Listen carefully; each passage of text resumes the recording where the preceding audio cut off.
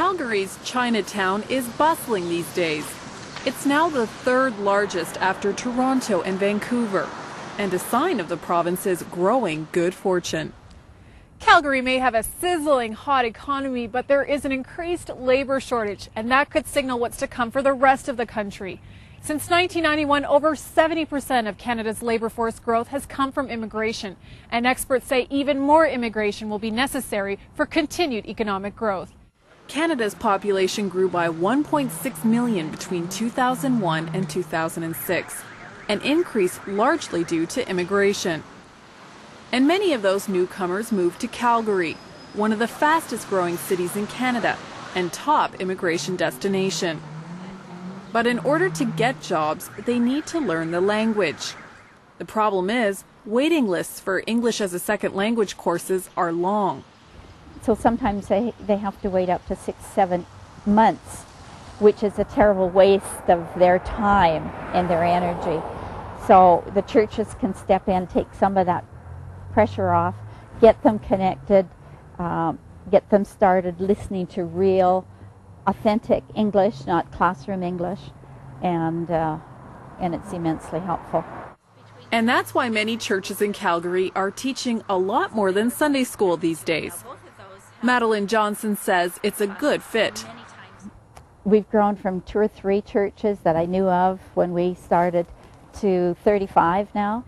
It makes a lot of sense for churches to be doing this, not only for the immigrants' sake and society's sake, but also for the church's sake.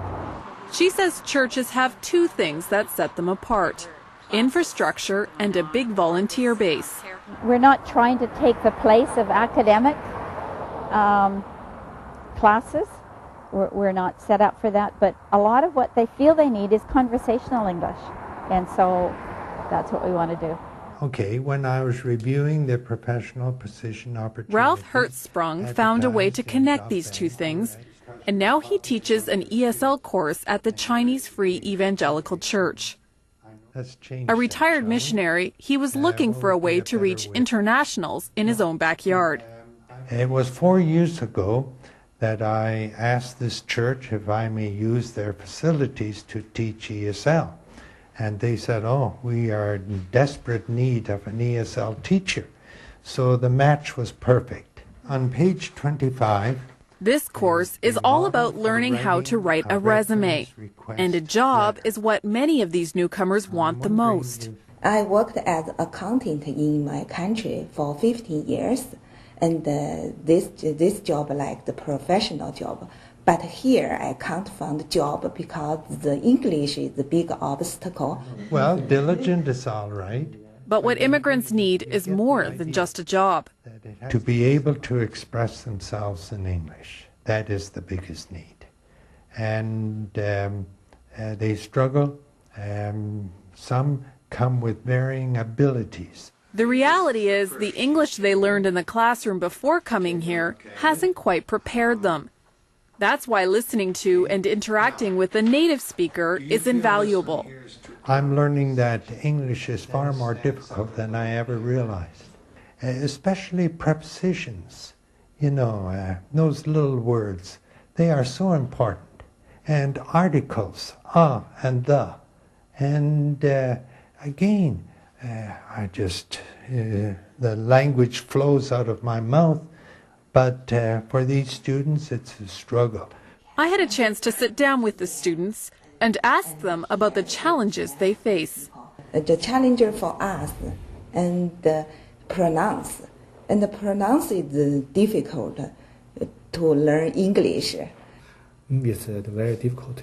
Every time I listening maybe for 15 minutes, I will feel very tired. Yes, that very big challenge for me. When I came to this class first day, I can't understand what the teacher say. But now I can hear about half. Yeah. So 50%. So I felt this course is very helpful for me. But it's not just learning a language, it's learning a new culture. And connecting to a foreign culture is often hard and lonely. That's why a smile can go a long way. So can a helping hand. Yes, no friends at first, no friends, and not too much communication with the society. Ralph is very nice. We can learn English and also can learn a lot of things like Canadian culture, how to connect people. Ralph is very good, and he's a hand person, and he has given me many help. Do you understand the word courteous? No. Another thing these students must conquer is fear. But they're not the only ones who have to overcome that barrier. A lot of people think, oh, I couldn't talk to an immigrant. What would I say? And what if I, can't understand them and they can't understand me? And so there's a lot of fear.